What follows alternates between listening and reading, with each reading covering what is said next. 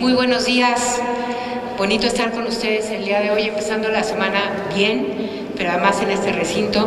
Agradezco a las y los diputados del Congreso de la Ciudad y en especial a Mauricio Tabe, a Memo, por la invitación para compartir con ustedes brevemente algunas líneas de trabajo. A ver, lo primero es poco situar de qué estamos hablando y de qué población estamos hablando en esta ciudad.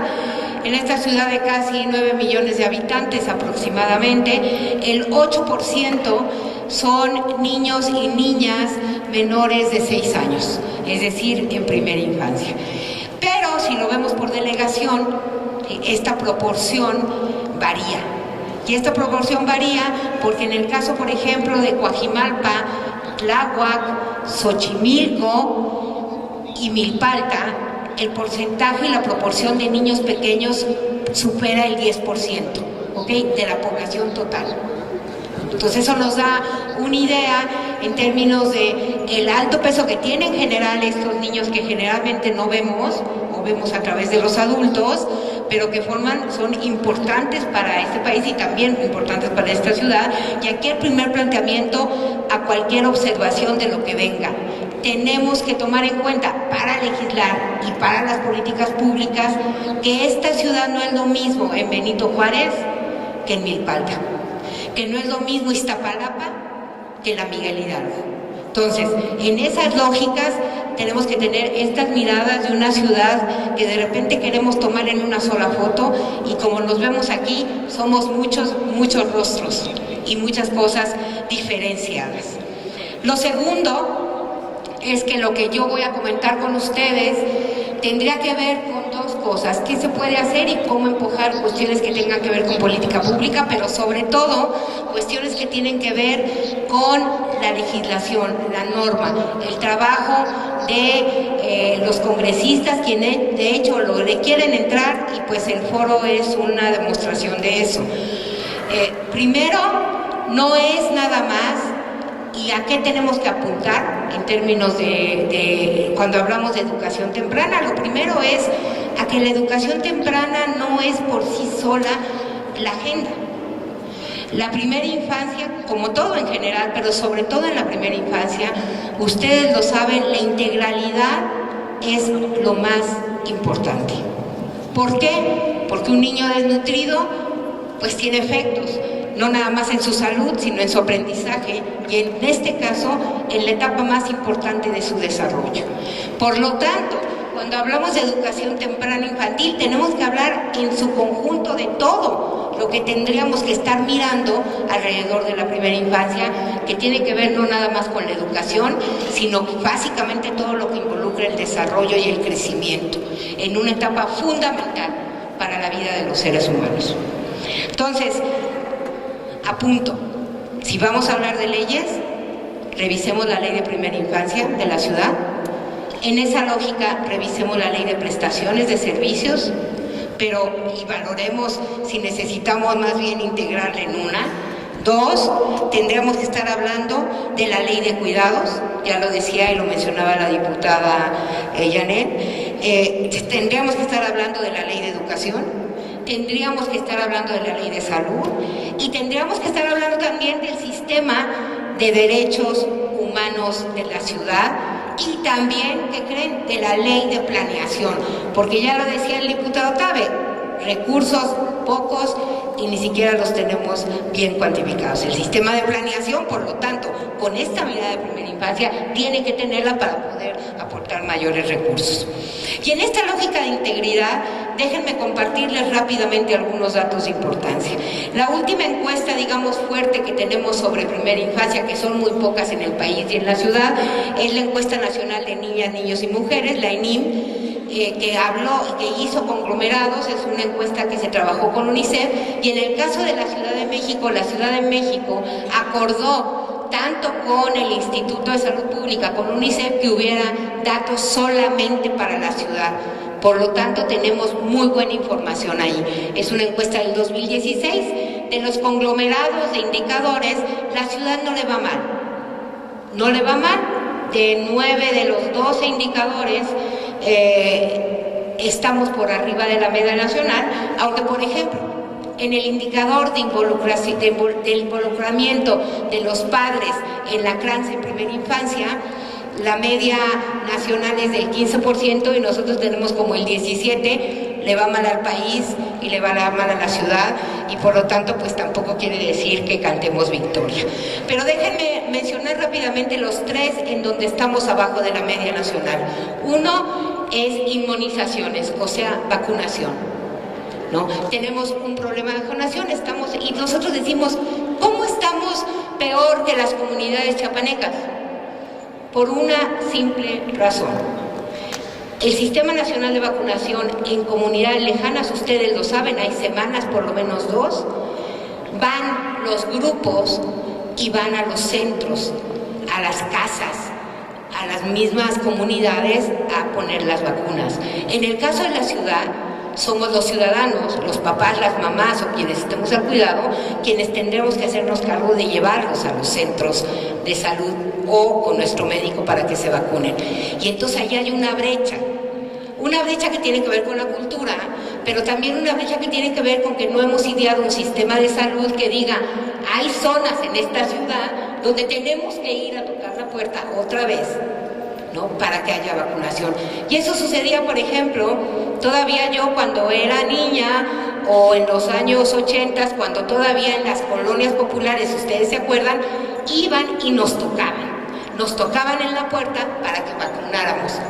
Igual pasa con esta parte, en ese indicador tenemos problemas. En el otro indicador donde salimos por abajo de la media nacional es la referencia a una alimentación adecuada de los 0 a los 23 meses de edad en el día anterior. Es decir, le preguntas a la mamá, al cuidador, ¿qué le diste de comer al niño entre 1 y 2 años, entre recién nacido y 2 años? Y entonces te va a decir, pues, N cantidad de cosas. ¿Y qué creen? Estamos mal en la ciudad ahí. Por suficiencia puede ser que estemos dando menos de comer, pero también por calidad. ¿Qué le estamos dando de comer a estos niños y niñas pequeñas? Entonces, eso, ¿qué creen? Uno puede decir, pues nada más tiene que ver con alimentación. No, aquí lo decían compañeros y lo mencionaron. Los centros y la manera en que se hace agenda pública de esto y de atención y cuidado impactan, por ejemplo, y tendría que impactar positivamente para revertir esta información, es decir, estrategias de cómo acompañar a las familias, a los cuidadores, ¿para qué? Para que puedan lograr una nutrición de mayor importancia, porque ustedes lo saben, es un elemento fundamental para el desarrollo de nuestro cerebro, de nuestras conexiones neuronales, una alimentación adecuada en eso. De la mano de eso viene el tercer indicador donde estamos abajo de la media y es la lactancia exclusiva durante los 6 primeros meses, ¿no? Y aquí les quiero decir que en esa lactancia exclusiva de los 6 primeros meses, el problema está en que no nada más nos le estamos dando, sino tampoco tenemos políticas públicas que apoyen la lactancia exclusiva durante los 6 primeros meses. Si las mamás nos tenemos que ir a trabajar antes de que casi cumpla el mes, o si nos va bien cuando cumplieron el mes o el mes y medio, ¿no? Y las propias instancias, en algún lado hay una normatividad de salud y por eso la integralidad que dice que no puedes dejar tu leche y no puedes tener permisos y no hay una obligación, y aquí viene la Secretaría del Trabajo y viene la legislación laboral, por eso la integralidad, por eso lo importante de la ley de cuidados en esto. Tendríamos que establecer la obligatoriedad de tener lactarios, la obligatoriedad de tener los permisos, ¿para qué? Para que entonces las madres puedan hacer lo correcto e ir a amamantar, ¿no? Y tener una lactancia exclusiva de los 6 meses. Súper importante, y ustedes lo saben, para conformar el sistema inmunológico de los niños pequeños. Ahí les va otro dato importante de incidencia en legislación y política pública y tiene que ver, no lo van a creer, hay una correlación entre no lactancia y cesáreas. Las cesáreas en esta ciudad, como ciudad en conjunto, estamos por arriba de la media nacional. Es decir, casi más acompañamos la mitad de los partos, se están haciendo por cesárea.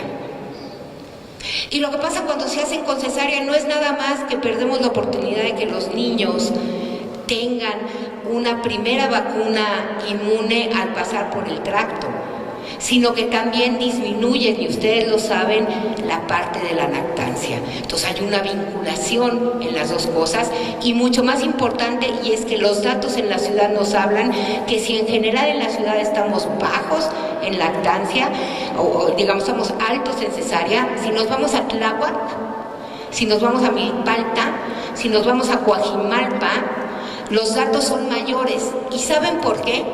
Porque esto está ligado a los servicios de salud perinatales, de control y todo, donde la gente no va, está presa de estos hospitales patito, de estos muchas veces médicos, no todos, pero muchos que se aprovechan de los más pobres y la gente que tiene más necesidad y que tiene que pagar por el parto, por el seguimiento y por lo demás. Entonces, ojo con eso de cómo lo vemos. Ahora, déjenme entrar rápidamente con este bloque general, un poco para dar un ejemplo de cómo tiene que ser integral, y la mirada legislativa igual tiene que ser integral. Educación inicial y educación preescolar. Dato importante. En esta ciudad hay una obligación, como en el país, de un preescolar de 3 a 5 años. Son 3 grados de preescolar supuestamente obligatorios. Hay un problema nacional con los primeros 3 años. ¿Y qué quiere decir esto? Primer dato: 8 de cada 10 niños y niñas de la ciudad son los que tienen atención de 3 a los 3 grados de preescolar. ¿Qué quiere decir? Tenemos 2 niños y niñas, que ya no hablemos de educación inicial, que forma parte igual de la educación temprana, que no están en escuelas, que no están yendo al preescolar, al jardín de niños.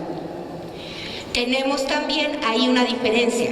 Mientras tenemos una cobertura casi superando el 95% para los niños en lo que se llama el tercer grado preescolar, el anterior a entrar a la primaria, nuestra cobertura en niños de 3 años es menos del 50%.